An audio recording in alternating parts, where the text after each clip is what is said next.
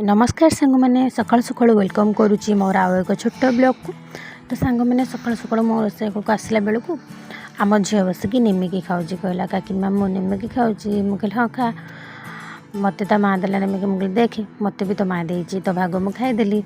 तापर सांग मैंने रोसे बसीगली कौन रोसे करी सांग मैंने जेहेतु आज गुरुवार थिला आ किसी टेंशन माने डालमा कर दिए सब बेस्ट डालमा सहित आलू आ टमाटो पकई चकटा करवा आइटम रेडी करदेली तो कौन तापर बसिकी कटाकटी करने बसीगली बोईतालू कंचा कदली आलू सारू पकईकी डालमा कटाला हरड़ डाली पकईकी डालमा तो सांग मैंने डालमा क्या भल लगे घर डालमा तो समस्त पसंद थी जहाँ भी है तो सांग मैंने डालमा काटिदेली रेडी करदेली तापर आलू बसईदेली छोट हांडीटा गोटे आलू बसई देती आलू तो सीझी आसलानी आलू मुझे सकाल बसई देती जेहेतु पखाड़ खिया हे आलू बसई देती आलू सीझीगला सहित पखाड़ दिवस चकुटिकी खाईदेलु खाया रखीदेली से रखीदेबू गाधुआड़ चकुटी खाया एकाथर मुझे आलू बसई देती तापर सकाल सांग मैंने पूरी दुईटा कराला पूरी आ मटर तरकारी जेहेतु आम दुकान मटर तरकारी जाऊँगी तो काली से बोली जाइए किसी तरकारी ताको फ्रिज रखी सकाळू खायापाई तो सांग मैंने पूरी दुटा करदेलु गरम गरम पूरी आ मटर तरकारी खाଇବା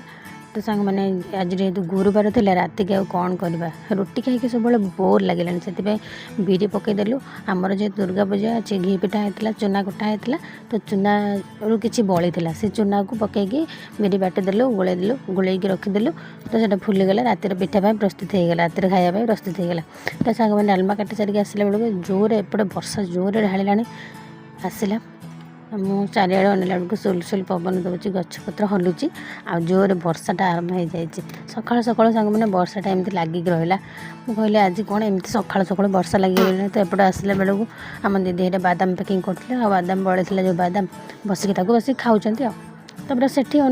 बाहर को अनेला बेलू जोर वर्षा हो मो आखि पड़ेगा गोटे बेंग उपरे सांग मैंने गोटे बेंग बसिकी बाहर रही जाता तो वर्षा जोर है तो सी कौन कर जापारा तो सहीठू से कांथ उपरको जंप करते परिश्रम कर देख सांग मैंने यहीटा हूँ प्रकृत परिश्रम से देख जहाँ भी से हार मानुनी तापर से जंप कर चलती।